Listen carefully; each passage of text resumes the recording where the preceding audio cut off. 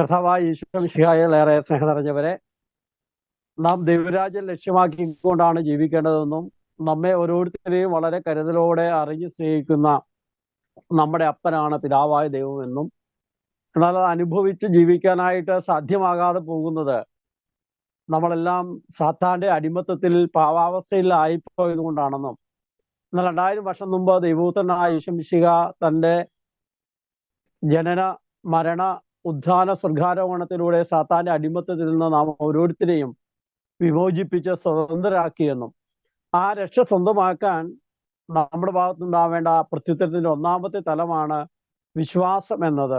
യേശുക്രിസ്തു നമുക്ക് വേണ്ടി നമ്മുടെ പാപത്തിന് പരിഹാരമായി തൻ്റെ ജീവൻ ബലിയായി കൊടുത്തുകൊണ്ട് അടിമത്തത്തിൽ നമ്മെ മോചിപ്പിച്ചു എന്നുള്ള വലിയ തിരിച്ചറിവിലേക്ക് നാം വരുമ്പോൾ നമ്മുടെ പാവങ്ങളെ ഓർത്ത് ആഴമായി അനുദപിച്ച് ദൈവസന്നിധിയിൽ നല്ലൊരു കുമ്പസാരം നടത്തുക എന്നതാണ് നാം ഓരോരുത്തരും വ്യക്തിപരമായി ചെയ്യേണ്ട. യേശുക്രിസ്തുവിലൂടെ കൈവന്ന രക്ഷ വ്യക്തിപരമായി അനുഭവിക്കുവാൻ ഈശോ നമുക്ക് നൽകിയിരിക്കുന്ന ഏറ്റവും വലിയ കാര്യം അതാണ്. ആ വ്യക്തിപരമായ ഒരു പ്രത്യുത്വത്തിന്റെ ആഴ്ചയായിരുന്നു കഴിഞ്ഞ ആഴ്ച. നമ്മൾ ഓരോരുത്തരും നല്ലൊരു കുമ്പസാരം നടത്തി യേശുവിൻ്റെ രക്ഷ കുറെ കൂടി ആഴത്തിൽ അനുഭവിക്കാൻ സ്വന്തമാക്കാൻ ഇടയാക്കിയെന്ന് കരുതുകയാണ്. ആ രക്ഷ സ്വന്തമാക്കാൻ വേണ്ട രണ്ടാമത്തെ തലമാണ് വിശ്വാസവും മാനസാന്തരവുമാണ്. വിശ്വാസത്തെക്കുറിച്ചാണ് കഴിഞ്ഞ ആഴ്ച നാം കണ്ടതെങ്കിൽ, ഈ ആഴ്ചയിലെ മാനസാന്തര പ്രത്യുത്തരമാണ്. മാനസാന്തരപ്പെടുവിൻ, സ്വർഗരാജ്യം സമീപിച്ചിരിക്കുന്നു എന്നാണ് അവിടുന്ന് തൻ്റെ പ്രഘോഷണം ആരംഭിക്കുമ്പോൾ തന്നെ അവിടുന്ന് പ്രഖ്യാപിക്കുന്നത്. അപ്പോൾ എന്താണ് മാനസാന്തര പ്രത്യുത്തരം? നാം ഓരോരുത്തരെയും ജീവിതത്തിൽ ഈ മാനസാന്തര പ്രത്യുത്തരം എന്ന് പറഞ്ഞാൽ എന്താണ് എന്ന വിശുദ്ധ ഗ്രന്ഥത്തിന്റെ സഭാപ്രബോധനങ്ങളെയൊക്കെ വെളിച്ചത്തിൽ അല്പം കൂടി ആഴത്തിൽ ഒന്ന് മനസ്സിലാക്കുന്നതിനും നമ്മുടെ ജീവിതത്തിൽ പ്രായോഗികമാക്കുന്നതിനുമായിട്ട് നാം ശ്രമിക്കുകയാണ്. മാനസാന്തരം എന്ന് പറയുന്നത് ഉയർത്തെഴുന്നേറ്റ കർത്താവിന്റെ കൂടെ ആനന്ദത്തോടെ ജീവിക്കലാണ് എന്ന് ഒറ്റ വാക്കിൽ വേണമെങ്കിൽ നമുക്ക് പറയാം.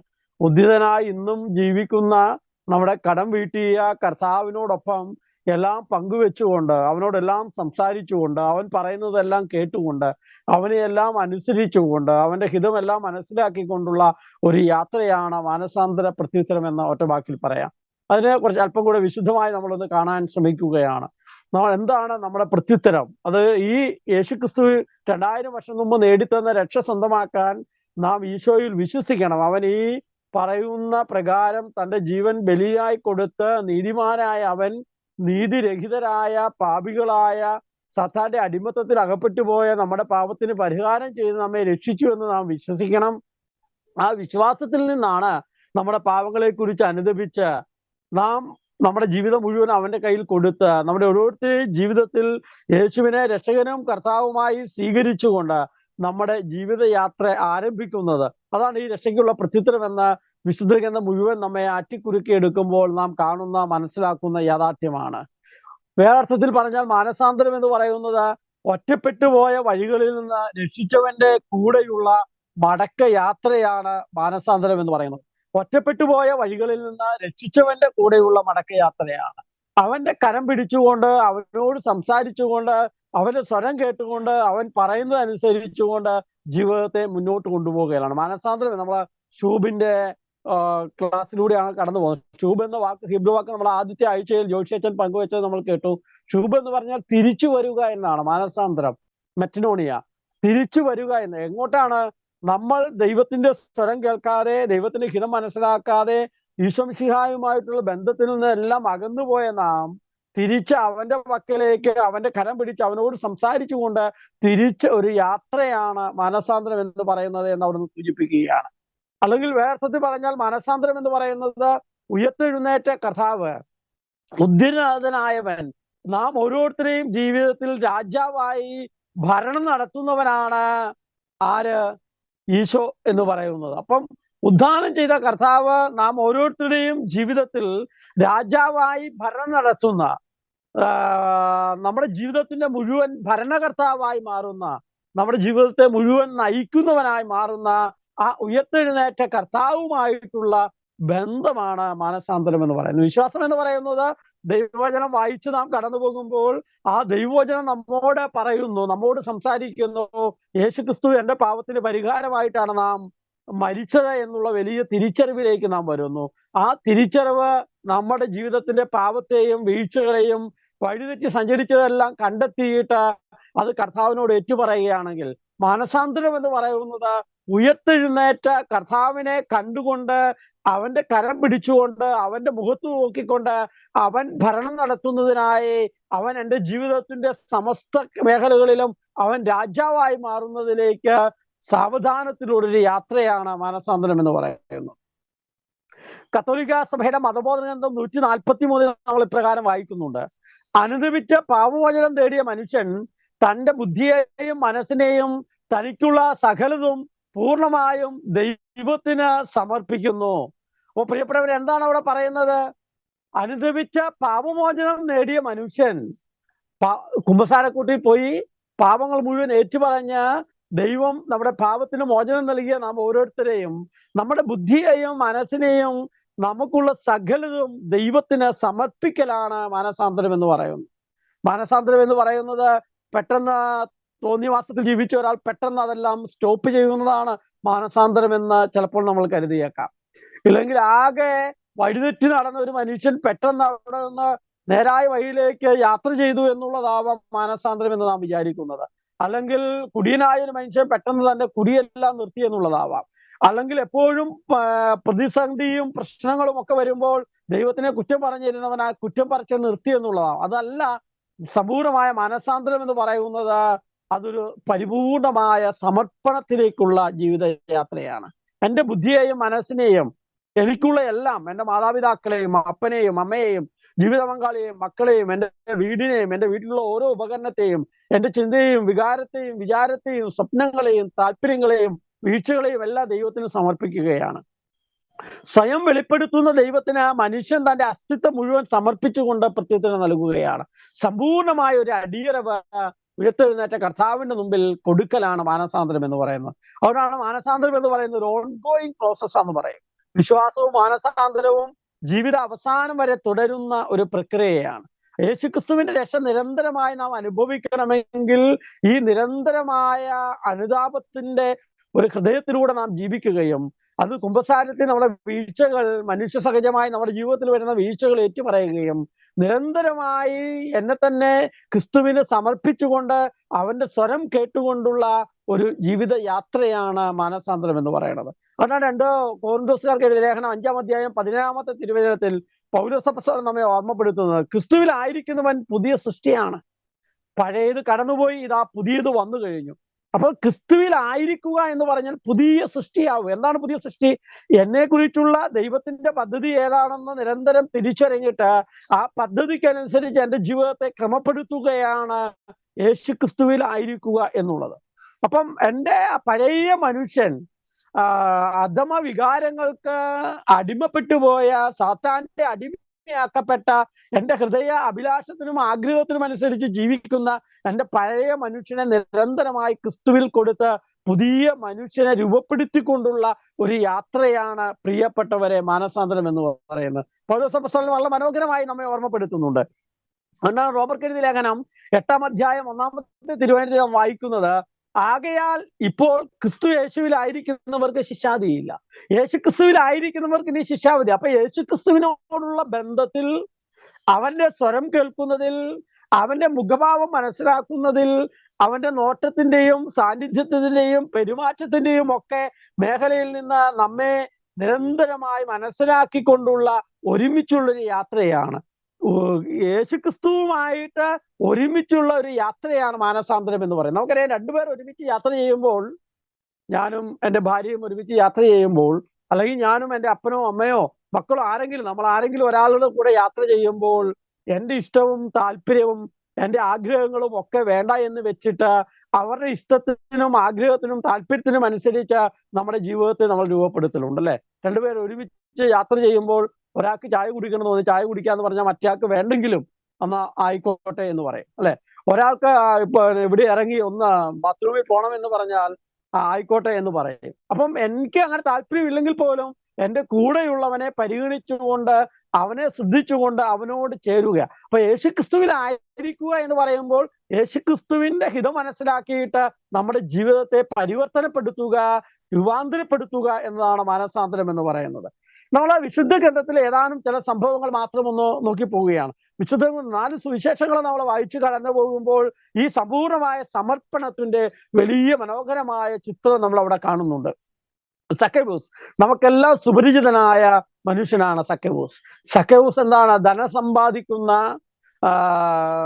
പിരിക്കുന്ന, നികുതി പിരിക്കുന്ന, നികുതിക്കാരനായ റോമാക്കാർക്ക് വേണ്ടി നികുതി പിരിവ് നടത്തുന്ന സക്കൈവൂസ്.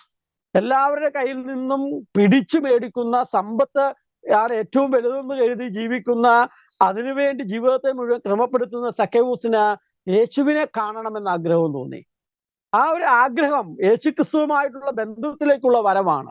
ആ കാണണമെന്ന് തോന്നിയപ്പോൾ യേശുക്രിസ്തുവിനെ കുറിച്ച് അവൻ കേട്ടു. അവൻ മരത്തിന് മുകളിൽ വന്നിരിക്കുന്നു, ക്രിസ്തു അവിടെ വരുന്നു, അവിടെ നിൽക്കുന്നു, അവന്റെ പേര് വിളിക്കുന്നു. വളരെ വ്യക്തിപരമായി അറിയുന്ന ദൈവത്തിന്റെ ചിത്രമാണ് സക്കൈവൂസ്. ചുങ്കം പിരിവുകാരനായ, എല്ലാവരെയും കഴുത്തിന് പിടിച്ച് ധനം സമ്പാദിക്കുന്ന, ആർഭാടമായി ജീവിക്കുന്ന, ഏത് വിധത്തിൽ വേണമെങ്കിലും നമുക്ക് നോക്കാം, അങ്ങനെ നല്ല സുഖസൗകര്യത്തോടു കൂടി ജീവിക്കുന്ന അവന്റെ പേര് വിളിക്കുന്നു. അവനോട് പറയുന്നു, ഇതാ ഞാൻ നിന്റെ കൂടെ ഇന്ന് വീട്ടിൽ വരുന്നു.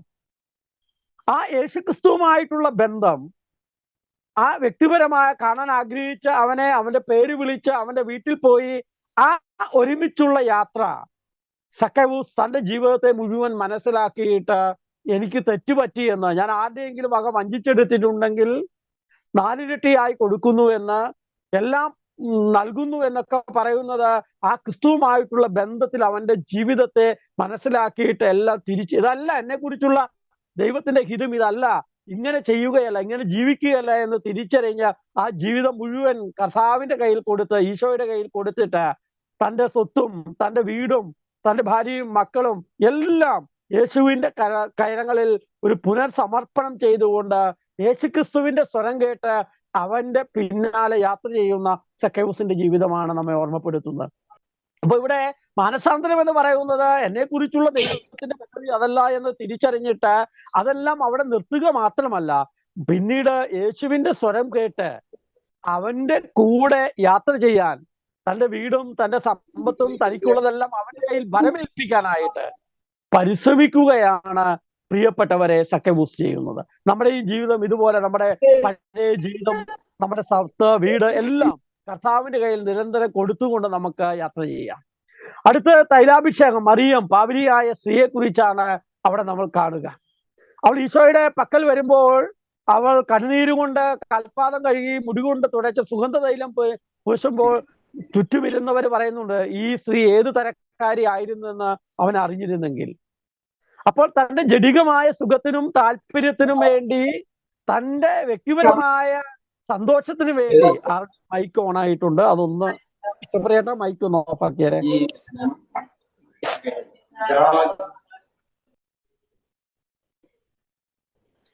അപ്പോൾ ആ വിധത്തിൽ മറിയം തന്റെ ജീവിതത്തെ മുഴുവൻ, പാവനിയായ തന്റെ ജീവിതത്തെ മുഴുവൻ കൊടുക്കുന്നു എന്ന് പറയുമ്പോൾ എന്താണ്? തന്റെ ജഡത്തിന്റെ സുഖത്തിനും സന്തോഷത്തിനും വേണ്ടിയുള്ള തന്റെ ജീവിതത്തെ, ആ അഭിലാഷത്തെ, ആ താല്പര്യത്തെ, അതിനുവേണ്ടി തലമുടി, സൗന്ദര്യം, തന്റെ ശരീരം സൗന്ദര്യമായി സൂക്ഷിച്ച ശരീരത്തെ, ആ സൗന്ദര്യത്തെ, താൻ ഏറ്റവും വിലയുള്ളതായി കരുതിയ സമ്പാദ്യത്തെ, മറ്റുള്ളവരെ ആകർഷിക്കാനുള്ള തന്റെ ശരീരത്തിൽ പുരട്ടിയ സുഗന്ധ തൈലത്തെ എല്ലാം കർത്താവിന്റെ കയ്യിൽ കൊടുത്തുകൊണ്ട്, തന്റെ ജഡികമായ ജീവിതത്തെ മുഴുവൻ കൊടുത്തുകൊണ്ട് കർത്താവിന്റെ സ്വരം കേട്ട് ഇതല്ല എന്റെ ജീവിതം എന്ന് തിരിച്ചറിഞ്ഞ്, പിന്നീട് പലപ്പോഴും തിരിച്ചു പോകാൻ അവർക്ക് തോന്നിയിട്ടുണ്ടാവുമെന്ന് ഞാൻ കരുതുക. പക്ഷെ ഓരോ ദിവസവും കർത്താവിനോട് പറയുകയാണ്, ഈശോയെ എനിക്കിങ്ങനെ തോന്നുന്നുണ്ട്, ഇങ്ങനെ താല്പര്യം തോന്നുന്നുണ്ട്, പഴയ ആൾക്കാർ എന്നെ വിളിക്കുന്നുണ്ട്, എനിക്ക് അങ്ങോട്ട് പോകാൻ തോന്നുന്നുണ്ട്. നിരന്തരമായി സമർപ്പിച്ചുകൊണ്ട് ഈശോയോട് കൂടെയുള്ള ഒരു ജീവിതത്തിന്റെ യാത്രയാണ് പാപിനിയായ സ്ത്രീ നമ്മുടെ മുമ്പിൽ വെക്കുന്നത്. ലൂക്കായുടെ സുവിശേഷം 24-ാമത്തെ അധ്യായത്തിൽ എമ്മാവുസിലേക്ക് പോകുന്ന മ്ലാനവതരും ദുഃഖിതരുമായ ശിഷ്യരെ കുറിച്ച് ലൂക്കാ സുവിശേഷം നമ്മെ ഓർമ്മപ്പെടുത്തുന്നുണ്ട്. ആ ദിവസങ്ങളിൽ സംഭവിച്ച കാര്യങ്ങളെ കുറിച്ചൊക്കെ പറഞ്ഞുകൊണ്ട് തന്റെ ഗുരുവും നാഥനുമായ ഈശോയുടെ ജീവിതത്തിൽ സംഭവിച്ച എല്ലാറ്റിനെയും അവൻ വീണ്ടും മരിച്ചവരിൽ നിന്ന് ഉയർത്തു എന്നും കൂടെ കേട്ടു. ആ ഒരു പ്രയാസവും സങ്കടവും ഭയവും ഒക്കെ ആയിട്ട് അവർ പോകുമ്പോൾ അവരോടൊപ്പം ഈശോ, ഉദ്ധിതനായ കർത്താവ് അവരോടൊപ്പം യാത്ര ചെയ്യുകയാണ്. അങ്ങനെ അവർ പരസ്പരം തർക്കിച്ചും സമ്പാദിച്ചും ഒക്കെ അവർ പോവുകയാണ്. അപ്പൊ എന്താണ് അവിടെ? അവര് തങ്ങളുടെ സംശയങ്ങളും തർക്കവും തങ്ങളുടെ ഭയവും ഉത്കണ്ഠയും ആകുലതയും ഒക്കെ ഉദ്ധാനം ചെയ്ത കർത്താവിനോട് പറഞ്ഞുകൊണ്ട് പങ്കുവെച്ചുകൊണ്ട് തങ്ങളുടെ കൂടെയുള്ള സ്ത്രീകൾ അവനെ കണ്ടു എന്ന് പറഞ്ഞുകൊണ്ട് തങ്ങളുടെ ദുഃഖങ്ങളും എല്ലാം അവനോട് പങ്കുവെച്ചുകൊണ്ട് മുന്നോട്ട് പോകുമ്പോൾ അവർ താമസിക്കേണ്ട വീട്ടിലെത്തുമ്പോൾ അവർ നിർബന്ധിച്ച് ഈശോയെ അവരുടെ കൂടെ കൂട്ടുന്നുണ്ട്. ഉദ്ധാനം ചെയ്ത കർത്താവ് അവരോടൊപ്പം കൂടുമ്പോൾ അവരുടെ വീട് ആ കർത്താവിനായിട്ട് കൊടുക്കുന്നുണ്ട്. ആ അവരെ എല്ലാവരും കൂടെ ഒരുമിച്ച് ഭക്ഷണം ഉണ്ടാക്കി എന്നാ പറയണേ. അപ്പൊ ഭക്ഷണം ഉണ്ടാക്കാൻ പാത്രം, അടുപ്പ്, തീയ്, ഭക്ഷണ സാധനങ്ങൾ എല്ലാം ഈശോയുടെ കയ്യിൽ കൊടുത്ത് അവർ ഒരുമിച്ച് ഭക്ഷണം ഉണ്ടാക്കി അവരൊരുമിച്ച് ഭക്ഷണം കഴിക്കാൻ ഇരിക്കുമ്പോഴാണ് കർത്താവിനെ കാണുന്നില്ല. അപ്പോൾ അത് ഉയർത്തെഴുന്നേറ്റ കർത്താവാണെന്ന് അവർ തിരിച്ചറിയുകയാണ്. പ്രിയപ്പെട്ടവരെ, നമ്മുടെയും ജീവിതത്തിൽ നമ്മുടെ ഭയവും ആകുലതയും ഉത്കണ്ഠയും ഒക്കെ നമ്മുടെ ജീവിതം കർത്താവിന്റെ കയ്യിൽ തിരികെ ഭരമേൽപ്പിക്കാനുള്ളതാണ്, നിരന്തരമായി ഏൽപ്പിച്ചുകൊണ്ട് യാത്ര ചെയ്യാനുള്ളതാണ്. ഞാൻ വിചാരിക്കുന്നു എൻ്റെ വ്യക്തിപരമായ ജീവിതത്തിൽ നവീകരണ അനുഭവത്തിൽ വരുന്നതിന് മുൻപ് ഞാൻ അധികം ആൾക്കാരോട് സംസാരിക്കുകയോ പ്രസംഗിക്കുകയോ ഒന്നും ചെയ്യാത്ത ആളായിരുന്നു. കാരണം ഞാൻ സ്കൂളിൽ പഠിച്ചുകൊണ്ടിരുന്നപ്പോഴും ഒരു പ്രസംഗത്തിൽ കടലാസ് കയ്യിൽ നിന്ന് പോയി പിന്നീട് ഒരിക്കലും പ്രസംഗിക്കില്ല എന്നുള്ള ചിന്തിച്ച് അങ്ങനെ പോയ സമയമാണ്. എല്ലാം ഭയവും ആകുലതയും ദുഃഖവും നിരാശയും ഒക്കെ ഉണ്ടായിരുന്നു. പക്ഷെ ഉയർത്തെഴുന്നേറ്റ കർത്താവ് ആ ധ്യാനത്തിലൂടെ കർത്താവിനെ കണ്ടുമുട്ടാൻ ഇടയായപ്പോൾ ഓരോ ദിവസവും കർത്താവിനോട് പങ്കുവെക്കുകയും അവനോട് പറയുകയും ഒക്കെ ചെയ്തു പോകുമ്പോൾ സാവധാനം ആ ഭയവും ആകുലതയും ഉത്കണ്ഠയും ഒക്കെ വിട്ടുമാറുന്നത് എൻ്റെ ജീവിതത്തിൽ ഞാൻ ഇപ്പോഴും കാണുന്നുണ്ട്. ഞാൻ നിങ്ങളോട് സംസാരിക്കുമ്പോൾ പോലും ഈ ഒരു ഓൺലൈൻ പ്ലാറ്റ്ഫോമോ അല്ലെങ്കിൽ ഇങ്ങനത്തെ ഒരു കാര്യങ്ങളോ ഒന്നും പരിചിതമല്ലാതിരുന്ന ഞാൻ കർത്താവിനോട് പറഞ്ഞ് ഓരോന്ന് ചെയ്യുമ്പോഴും ഇന്ന് ചെയ്യുമ്പോഴും കർത്താവെ നീ തന്നെ ഇത് നോക്കണം, കേൾക്കുന്നവരുടെ ഹൃദയത്തെ സ്വാധീനിക്കണം, പറയാനുള്ള കരുത്ത് എനിക്ക് നൽകണം, ഭാഷ എനിക്ക് നൽകണം, ഞാൻ പഠിച്ച കാര്യങ്ങൾ എൻ്റെ ഓർമ്മയിൽ കൊണ്ടുവരണം, എൻ്റെ വ്യക്തിജീവിതത്തെ അനുഭവമാകണം. അപ്പൊ നിരന്തരം നമ്മെ തന്നെ സമർപ്പിച്ചുകൊണ്ടുള്ള നിരന്തരമായൊരു യാത്രയാണ് മാനസാന്തരം എന്ന് അവിടുന്ന് നമ്മെ ഓർമ്മപ്പെടുത്തുന്നുണ്ട്. വീണ്ടും യോഹന്നാന്റെ സുവിശേഷം 21-ാമത്തെ അധ്യായത്തില് അപ്പസ്തോലന്മാര് പഴയ ജീവിതത്തിലേക്ക് പോകുന്നുണ്ട്. യോഹന്നാൻ സുവിശേഷൻ വളരെ മനോഹരമായി അവതരിപ്പിക്കുന്നുണ്ട്. പത്രോസ് പറഞ്ഞ ഞാൻ എൻ്റെ പഴയ പണിക്ക് പോവുകയാണ്. മീൻ പിടിക്കുക എന്നുള്ളത് മാത്രമാവില്ല പഴയ പണി എന്ന് ഞാൻ വിചാരിക്കും. യേശു ക്രിസ്തുവിനോടുള്ള ബന്ധത്തിൽ വന്നപ്പോൾ ക്രിസ്തുവിന്റെ പീഡാസഹന മരണ ഉദ്ധാനത്തിന് ശേഷം അവർ എല്ലാം ഉപേക്ഷിച്ച് തൻ്റെ പഴയ ജീവിതത്തിലേക്ക് പോകാൻ പത്രോസും കൂട്ടനും തീരുമാനിക്കുകയാണ്. അവരങ്ങനെ രാത്രി മുഴുവൻ ആ ഗലീലയിൽ കടലിൽ അധ്വാനിച്ചു. ഒരു വാൽമാക്രി കുഞ്ഞു പോലും കിട്ടിയില്ല. രാത്രി മുഴുവൻ അധ്വാനിച്ച് ഒന്നും കിട്ടാതെ ആകെ തളർന്ന് വിഷമിച്ച് പ്രയാസപ്പെട്ട് അങ്ങനെ നിൽക്കുമ്പോൾ നേരം പരവരാ വെളുക്കുമ്പോൾ ഒരു ചെറുപ്പക്കാരൻ വന്ന് ചോദിക്കുകയാണ്, മീൻ വല്ലതും കിട്ടിയോ എന്ന്. പത്രോസ് പറഞ്ഞു ഒന്നും കിട്ടിയില്ല. ഇവിടെ വിശ്വാസത്തിന്റെ വലിയൊരു ചിത്രം നമ്മൾ കാണുന്നുണ്ട്. വിശ്വാസത്തിന്റെയും മാനസാന്തരത്തിന്റെയും ഒരു ഓൺ ഗോയിങ് പ്രോസസ്. അപ്പൊ ആ ചെറുപ്പക്കാരൻ ചോദിച്ചു മീൻ വല്ലതും കിട്ടിയോ? പത്രോസ് പറഞ്ഞു ഒരു മീനും കിട്ടിയില്ല. മീൻ പോയിട്ട് ഒരു വാൽമാക്രി പോലും കിട്ടിയിട്ടില്ല. അപ്പോൾ ആ ചെറുപ്പക്കാരൻ പറഞ്ഞു വള്ളത്തിന്റെ വലതുവശത്ത് വലയിറക്കുക. പത്രോസ് അത് കേട്ടു. ആ ചെറുപ്പക്കാരൻ പറഞ്ഞ കാര്യം കേട്ടു. അത് യേശുവാണെന്നൊന്നും പത്രോസിന് അറിയത്തില്ല. പക്ഷെ പത്രോസ് എന്താ കേട്ടത്? വള്ളത്തിന്റെ വലതുവശത്ത് വലയിടുക. ആ രാത്രി വലതും ഇടത്തും ചുറ്റും ഒക്കെ ഇട്ടിട്ടില്ല വല. പക്ഷെ ആ കേട്ട കാര്യം പത്രോസ് അങ്ങ് വിശ്വസിക്കുകയാണ്. ആ കേൾവി വാക്കിനെ വിശ്വസിച്ച് വലതുവശത്ത് വല ഇട്ടപ്പോൾ, യേശു പറഞ്ഞ കാര്യം കേട്ടിട്ട് അതനുസരിച്ചപ്പോൾ, അതിന് വ്യക്തിപരമായി പത്രോസ് പ്രത്യുത്തരം കൊടുത്തപ്പോൾ ആ വല നിറയെ മീൻ ലഭിക്കുകയാണ്. അപ്പോൾ പത്രോസ് താൻ നഗ്നനാണെന്ന് അറിഞ്ഞു പിറങ്ങുപ്പായം എടുത്തു ധരിച്ച് വെള്ളത്തിലേക്ക് ചാടി എന്നാണ്. യേശുവുമായി കണ്ടുമുട്ടുമ്പോഴാണ്, യേശു പറഞ്ഞ കാര്യം കേൾക്കുമ്പോഴാണ് പ്രിയപ്പെട്ടവരെ നമ്മുടെ ജീവിതത്തിൽ നമ്മുടെ പാപത്തെ കണ്ടെത്താൻ, നമ്മുടെ വീഴ്ചയെ കണ്ടെത്താൻ, ദൈവത്തിന്റെ പക്കൽ നിന്ന് അകന്നുപോയ വഴികളെ കണ്ടെത്താൻ നമുക്ക് സാധ്യമാകുകയുള്ളൂ. വിശുദ്ധ അഗസ്തീനോസ് പറയുന്നത് ദൈവവുമായിട്ടുള്ള ബന്ധമില്ലാതെ നമ്മുടെ പഴയ ജീവിതത്തെ മനസ്സിലാക്കാൻ കണ്ടെത്താൻ നമുക്കാവില്ല. അങ്ങനെ കണ്ടെത്തിയ പത്രോസ് എന്ത് ചെയ്തു? നീന്തി കർത്താവിന്റെ പക്കൽ വന്ന തന്റെ വള്ളവും വലയും മീനും തന്റെ ജീവിതത്തെ സമ്പൂർണമായും പത്രോസ് ആ കർത്താവിന്റെ കാൽപാദത്തെങ്കിൽ സമ്പൂർണമായി സമർപ്പിക്കുകയാണ്. ഇനി നീ പറയുന്നതനുസരിച്ച് ഞാൻ ജീവിക്കാമെന്ന്, നിന്റെ സ്വരം കേട്ടുകൊണ്ട് ഞാൻ മുന്നോട്ട് പോകാമെന്ന്, എൻ്റെ ജീവിതത്തെ മുഴുവൻ അവന്റെ ജീവിതത്തിന്റെ സമസ്തവും ആ സമ്പൂർണമായ അവന്റെ പക്കൽ അടിയോറ വെക്കുന്ന ചിത്രമാണ് യോഹന്നാൻ ശ്ലീഹ അവതരിപ്പിക്കുക. പ്രിയപ്പെട്ടവരെ, നമ്മുടെയും ജീവിതത്തെ ഈ ദൈവവചനം കേട്ട് കടന്നു പോകുമ്പോൾ യേശുക്രിസ്തുവിന്റെ രക്ഷ സ്വന്തമാക്കണമെങ്കിൽ നമ്മുടെ ജീവിതത്തെ നിരന്തരം ഓരോ നിമിഷവും നമ്മുടെ ജീവിതത്തിന്റെ സമസ്തവും ഈ ഉദ്ധാനം ചെയ്ത കർത്താവിന്റെ കയ്യിൽ കൊടുത്തുകൊണ്ട് നാം ജീവിക്കണമെന്ന് അവിടെ നമ്മെ ഓർമ്മപ്പെടുത്തുകയാണ്. വീണ്ടും നാം മുന്നോട്ട് പോകുമ്പോൾ തോമസിനെ നമുക്കറിയാം. തോമസിന്റെ സംശയമുണ്ട്, അല്ലെ? തോമസ്, ഈശോ വന്ന സമയത്ത് തോമസ് അവിടെ ഇല്ലായിരുന്നു. തോമസ് പറഞ്ഞു, ഞാൻ വിശ്വസിക്കല, ഞാൻ കണ്ടാലല്ലാതെ, എൻ്റെ കൈവിരൽ ഇട്ടാലല്ലാതെ ഞാൻ വിശ്വസിക്കില്ല. അപ്പോൾ തോമസ് ഉള്ള സമയത്ത് കർത്താവ് വരികയാണ്. വേണമെങ്കിൽ തോമസിന്റെ ആ പിടിവാശിയുടെ മുമ്പിൽ ദൈവത്തിന്റെ, ക്രിസ്തുവിന്റെ സ്നേഹം അലിഞ്ഞുപോയി എന്ന് നാം തിരിച്ചറിയുകയാണ്. അയച്ച് വിളിക്കുകയാണ്, തോമ നീ വാ, എൻ്റെ പാർശ്വത്തിൽ നിന്റെ കൈവെക്ക്, കൈവിരലുകൾ ഇട്.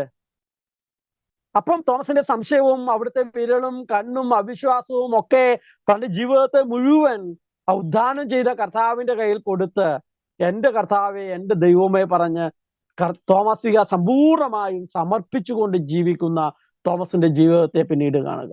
പിന്നീട് ഒരിക്കലും ഈ അപ്പസ്തലന്മാർ തിരിച്ചു പോയിട്ടില്ല. ഞാൻ വിചാരിക്കുന്നു, ഞാൻ നവീകരണ അനുഭവത്തിൽ വന്ന് ധ്യാനം കൂടി കഴിഞ്ഞു. അന്ന് എൻ്റെ ഇടവക പള്ളി 6-7 കിലോമീറ്റർ ദൂരെയാണ്. 10ാം ക്ലാസ് കഴിഞ്ഞ് യാദർശികമായ യുവജനങ്ങൾക്കുള്ള ധ്യാനം കൂടി. അത് കഴിഞ്ഞ് 50 ദിവസക്കാലം മുടങ്ങാതെ എല്ലാ ദിവസവും രാവിലെ 4 മണിക്ക് എഴുന്നേറ്റ് ഇടവപ്പള്ളിയിൽ വിശുദ്ധ ബലിക്ക് പോയത് ഇന്നും എൻ്റെ ഓർമ്മയിലുണ്ട്. ആ വിശുദ്ധ ബലിയാണ്, ആ ബലിയിൽ ഓരോ ദിവസവും പങ്കെടുക്കുമ്പോൾ, ഇപ്പോൾ എല്ലാ ദിവസവും വിശുദ്ധ ബലിയിൽ പോകുമ്പോഴും, ഞങ്ങൾ കുടുംബം മുഴുവൻ ഒരുമിച്ച് എല്ലാ ദിവസവും വിശുദ്ധ ബലിയിൽ പോകുമ്പോൾ ഓരോ ദിവസവും കർത്താവിന് മുമ്പിൽ അന്നത്തെ കാണുന്ന വ്യക്തികൾ, പോകുന്ന യാത്രകൾ, കണ്ടുമുട്ടുന്നവർ, ജോലികൾ, സാഹചര്യങ്ങൾ, കുഞ്ഞുങ്ങളുടെ പഠനങ്ങൾ, പ്രയാസങ്ങൾ, സങ്കടങ്ങൾ എല്ലാം ആ അൾത്താരയിൽ ചേർത്ത് വെച്ച് ദിവ്യകാരുണ്യനാഥനായ ഈശോയെ സ്വീകരിച്ച് ഈശോയോട് പറയും, ഈശോയെ നീ എന്നോടൊപ്പം വരണമേ, നീ പറയുന്നത് കേട്ട് ജീവിതത്തെ മുന്നോട്ട് നയിക്കാൻ എന്നെ സഹായിക്കണമേ, ഇന്നെനിക്ക് ജീവിതത്തിൽ യാത്ര ചെയ്യേണ്ടതുണ്ട്, ഇന്ന കാര്യങ്ങൾ ചെയ്യേണ്ടതുണ്ട്, ഇന്ന കാര്യങ്ങളൊക്കെ ഉണ്ട്, ഇങ്ങനെ ക്ഷീണമുണ്ട്, കുഞ്ഞുങ്ങളുടെ പഠനമുണ്ട്, പ്രയാസമുണ്ട്, നൊമ്പരമുണ്ട്, സന്തോഷമുണ്ട്, എല്ലാം പങ്കുവെച്ചുകൊണ്ട് അവരെ സ്വരം കേട്ടുകൊണ്ട് അവനോടൊപ്പം യാത്ര ചെയ്യാനുള്ള ഒരു പരിശ്രമമാണ് മാനസാന്തരം എന്ന് പറയുന്നത്. മുന്നോട്ട് പോകുമ്പോൾ സാവൂളിന്റെ മാനസാന്തരത്തെ കുറിച്ച് നാം വിശുദ്ധ കേന്ദ്രത്തിൽ കടന്നു പോകുമ്പോൾ, സാവൂൾ തീഷ്ണതയുള്ള, യഹൂദർക്ക് വേണ്ടി ജീവിതം മുഴുവൻ സമർപ്പിച്ച, ഗമാലിയലിന്റെ പാദങ്ങളിൽ നിന്ന് പഠിച്ച, അപ്പൊ അവരെല്ലാവരും ക്രൈസ്തവരായി മാറുമ്പോൾ തൻ്റെ ജനത്തെ സംരക്ഷിക്കാൻ അത്രയും തീഷ്ണതയോടെ ഉത്സാഹിച്ച സാവൂൾ, നല്ല അറിവുള്ള, പാണ്ഡിത്യമുള്ള, സ്വാധീനമുള്ള ആ പൗലോസ്ലീഹ ഉയർത്തെഴുന്നേറ്റ കർത്താവുമായിട്ടുള്ള കണ്ടുമുട്ടലിൽ അവൻ ചോദിച്ചു, ആരാണ് എന്നെ തട്ടിയിട്ടത്? ഈശോ പറഞ്ഞു, നീ പീഡിപ്പിക്കുന്ന ക്രിസ്തുവാണ്. സാവൂൾ ഈശോയെ പീഡിപ്പിച്ചില്ല, പക്ഷേ ഈശോയിൽ വിശ്വസിച്ചവരെ പീഡിപ്പിച്ചപ്പോൾ, സഭയെ പീഡിപ്പിച്ചപ്പോൾ അത് തന്നെയാണ് പീഡിപ്പിച്ചത്, ക്രിസ്തുവിനെയാണ് പീഡിപ്പിച്ചതെന്ന് സാവൂൾ തിരിച്ചറിയുകയാണ്. സാവൂൾ തന്റെ ജീവിതത്തെ, അവന്റെ അടഞ്ഞുപോയ കണ്ണുകളെ, തന്റെ ജീവിതത്തെ എല്ലാം ക്രിസ്തുവിന് പൂർണ്ണമായി സമർപ്പിച്ചുകൊണ്ട്, തന്റെ അറിവും സ്വാധീനവും കഴിവും, അവിടുത്തെ ലേഖനങ്ങളൊക്കെ വായിച്ചു പോകുമ്പോൾ എത്രയോ അഗാധമായ പാണ്ഡിത്യം നിറഞ്ഞു നിൽക്കുന്ന, ദൈവിക രഹസ്യങ്ങൾ വെളിപ്പെടുത്തുന്ന അവിടുത്തെ ആ വലിയ പാണ്ഡിത്യത്തെ നമുക്കറിയാം. അപ്പൊ തന്റെ ജീവിതം മുഴുവൻ കൊടുത്തുകൊണ്ട് പിന്നീട് മുഴുവൻ യേശുക്രിസ്തുവിന് വേണ്ടി അവന്റെ സ്വരം കേട്ടുകൊണ്ട് അവന് വേണ്ടി പീഡകൾ സഹിച്ച് മരിക്കുന്ന പൗലോസ്ലീഹായെയാണ് നാം കാണുക. യേശുക്രിസ്തു പറഞ്ഞതനുസരിച്ച് ജീവിതത്തിന്റെ വഴികളിലൂടെ തിരിച്ചു പോകുന്ന പൗലോസിനെയാണ് നാം കാണുക, അല്ലെ? റോമിലേക്കൊക്കെ ആ വിധത്തിൽ തിരിച്ച് യാത്ര ചെയ്യുന്ന, എല്ലാ സഭകളെയും സന്ദർശിക്കുന്ന, ദൈവത്തിന്റെ ഹിതം മനസ്സിലാക്കിക്കൊണ്ട്, ക്രിസ്തുവിന്റെ ഹിതം മനസ്സിലാക്കിക്കൊണ്ട് മുന്നോട്ട് പോകുന്നുണ്ട്. പ്രിയപ്പെട്ടവരെ, ഒരു രത്നവ്യാപാരിയുടെ കഥ ഇപ്രകാരമാണ്. അമൂല്യമായ ഒരു രത്നം. അപ്പൊ ഈ രത്നങ്ങളൊക്കെ ഇങ്ങനെ വാങ്ങിക്കൂട്ടുന്ന, എല്ലാം സ്വന്തമാക്കുന്ന, അതിനോട് അങ്ങേയറ്റം താല്പര്യമുള്ള ഒരു രത്നവ്യാപാരി ഉണ്ടായിരുന്നു. അപ്പോൾ ലോകത്തിലെ ഏറ്റവും അമൂല്യമായ ഒരു രത്നത്തെക്കുറിച്ച് ഇദ്ദേഹം അറിയാനായിട്ട് ഇടവന്നു. അദ്ദേഹം അതിനെക്കുറിച്ച് അന്വേഷിച്ചു. ആ രത്നം എവിടെയാണ് ഉള്ളത് എന്ന് അദ്ദേഹം മനസ്സിലാക്കി. തനിക്കുണ്ടായിരുന്ന മുഴുവൻ സമ്പാദ്യവും വിറ്റ് അതെല്ലാം സ്വരുക്കൂട്ടിക്കൊണ്ട് ഇദ്ദേഹം ആ രത്നം സ്വന്തമാക്കാനായിട്ട് ആ ദൂരദേശത്തേക്ക് പോയി.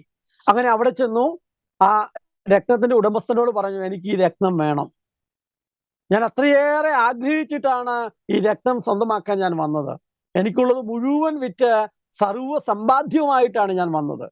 അപ്പോൾ ആ രത്നത്തിന്റെ ഉടമസ്ഥൻ പറഞ്ഞു, താങ്കളുടെ ജീവിതം മുഴുവൻ തന്നാലും ഈ രത്നം തരാൻ കഴിയില്ല, കാരണം ഇത് ഏറ്റവും അമൂല്യമായ രത്നമാണ്, ഇതുപോലൊന്ന് വേറെ ലോകത്തിലില്ല.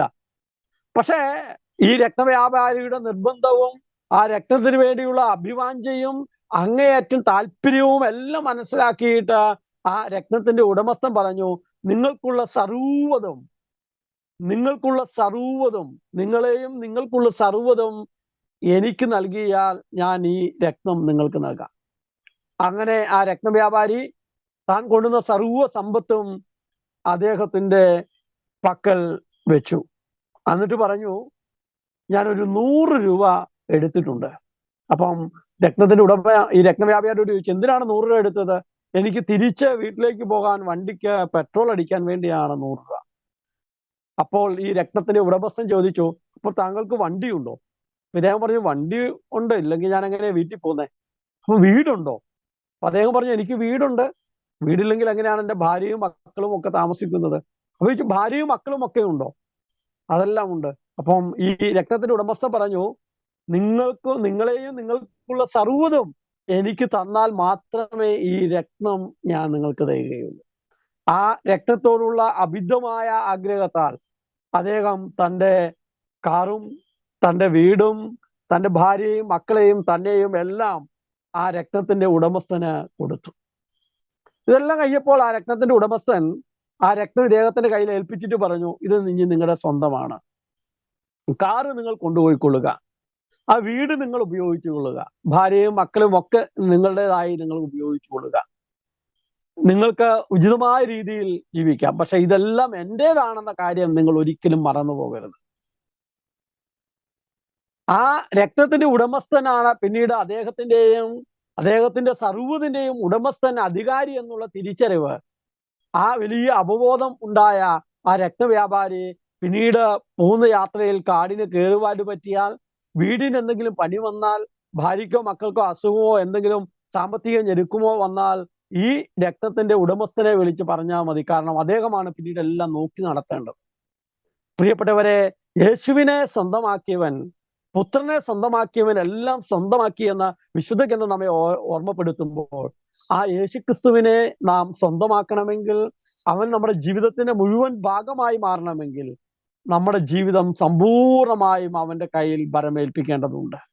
നമ്മുടെ പോസിറ്റീവ്, നമ്മുടെ ധന്യതകളും നേട്ടങ്ങളും അനുഗ്രഹങ്ങളും ജീവിതവും ജീവനും കഴിവുകളും ജോലിയും ബന്ധങ്ങളും അറിവും സ്വപ്നങ്ങളും ധനവും പദ്ധതികളും എന്നുവേണ്ട 1000കണക്കിന് ലക്ഷക്കണക്കിന് പോസിറ്റീവായിട്ടുള്ള കാര്യങ്ങളുണ്ട്. അത് മുഴുവൻ പ്രിയപ്പെട്ടവരെ ഓരോ ദിനവും കർത്താവിന്റെ കയ്യിൽ തിരികെ ഏൽപ്പിക്കേണ്ടതുണ്ട്. നമ്മുടെ നെഗറ്റീവായിട്ടുള്ള നമ്മുടെ പാവങ്ങളും ആന്തരിക മുറിവുകളും രോഗങ്ങളും വേദനകളും ദുശീശങ്ങളും തഴക്കദോഷങ്ങളും ആകുന്ന എല്ലാം ഉണ്ട്.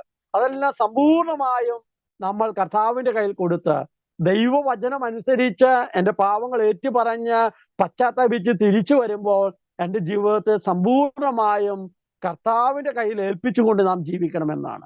അതുകൊണ്ടാണ് റോമർക്കെഴുതിയ ലേഖനം 10:9 നാം വായിക്കുന്നത്, ആകയാൽ യേശു കർത്താവാണ് എന്ന് അതരം കൊണ്ട് ഏറ്റുപറയുകയും ദൈവം അവനെ മരിച്ചവരിൽ നിന്ന് ഉയർപ്പിച്ചു എന്ന് ഹൃദയത്തിൽ വിശ്വസിക്കുകയും ചെയ്താൽ നീ രക്ഷ പ്രാപിക്കും.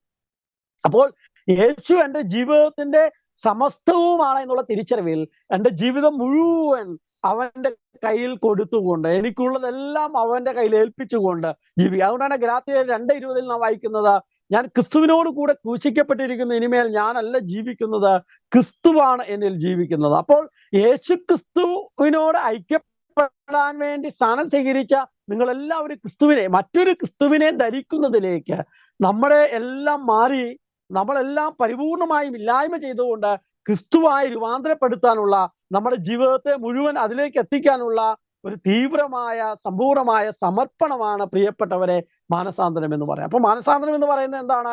എൻ്റെ ദേഷ്യം, എൻ്റെ വാശി ഒക്കെ ഓരോ ദിവസവും കർത്താവ് എനിക്ക് ദേഷ്യപ്പെട്ടു പോകുന്നു, എനിക്ക് ഇങ്ങനത്തെ ചിന്തകൾ വരുന്നു, ഇങ്ങനത്തെ വികാരങ്ങൾ വരുന്നു, ഇങ്ങനത്തെ താല്പര്യങ്ങളുണ്ട്, ഇങ്ങനത്തെ പദ്ധതികളുണ്ട്, ഇങ്ങനത്തെ സ്വപ്നങ്ങളുണ്ട്, എൻ്റെ ജീവിതത്തിന് ഇങ്ങനത്തെ വേദനകളുണ്ട്, എൻ്റെ ശരീരത്തിൽ ഇങ്ങനത്തെ പ്രയാസങ്ങൾ അനുഭവപ്പെടുന്നുണ്ട്, മറ്റുള്ളവരെന്നെ ഇങ്ങനെ നോക്കുമ്പോൾ എനിക്ക് പ്രയാസം ഉണ്ടാകുന്നുണ്ട്, എന്നെക്കുറിച്ച് ഇല്ലാത്തത് പറയുമ്പോൾ പ്രതിസന്ധിയുണ്ട്. അങ്ങനെ എല്ലാം ഏറ്റവും എൻ്റെ അപ്പനോട് സ്വർഗീയ പിതാവായ എൻ്റെ അപ്പനോട് എല്ലാം തുറന്നു പറഞ്ഞിട്ട് ആ അപ്പൻ പറയുന്നത് കേട്ട് മുന്നോട്ട് പോവുകയാണ്. അപ്പൊ മാനസാന്തരം എന്ന് പറയുന്നത് നമ്മുടെ ജീവിതത്തെ സമ്പൂർണമായ ഒരു സമർപ്പണമാണ് എന്ന വിശുദ്ധ ഗ്രന്ഥം നമ്മെ ഓർമ്മപ്പെടുത്തുകയാണ്. അതുകൊണ്ട് പ്രിയപ്പെട്ടവരെ, നമ്മുടെ ജീവിതത്തെ പൂർണ്ണമായും അവിടുത്തെ കരങ്ങളിൽ നമുക്ക് ഏൽപ്പിക്കാം. നമ്മുടെ ഈ ജീവൻ ദാനമായി നൽകിയ ജീവനെ, നമ്മുടെ മാതാപിതാക്കളെ, നമ്മുടെ ജീവിത പങ്കാളിയെ, മക്കളെ, വീട്ടിലുള്ള എല്ലാ വസ്തുക്കളെയും, ഈ പ്രപഞ്ചത്തിൽ ദൈവം എനിക്ക് തന്നിരിക്കുന്ന എല്ലാറ്റിനെയും, സംസാരിക്കാനുള്ള കഴിവിനെ, നോക്കാനും കാണാനും കേൾക്കാനും രുചിക്കാനും അനുഭവിക്കാനും കളിയാക്കാനും ദേഷ്യപ്പെടാനുമുള്ള നമ്മുടെ എല്ലാത്തിനെയും എല്ലാ കർത്താവിന്റെ കയ്യിൽ നമുക്ക് ഏൽപ്പിക്കാം. നമ്മുടെ ജീവിതത്തിന്റെ എല്ലാ സർവ്വസമ്പൂർണതയും അവന്റെ കയ്യിൽ പാദത്തെങ്കിൽ വെച്ച് ഉയർത്തെഴുന്നേറ്റ കർത്താവിനോടൊപ്പം, ദിവ്യകാരുണ്യനാഥനോടൊപ്പം അവന്റെ സ്വരം കേട്ട് അവന്റെ ഹൃദയ വികാര വിചാരങ്ങൾ മനസ്സിലാക്കി മുന്നോട്ട് ഓരോ നിമിഷവും യാത്ര ചെയ്യലാണ് മാനസാന്തരം എന്ന് പറയുന്നത്.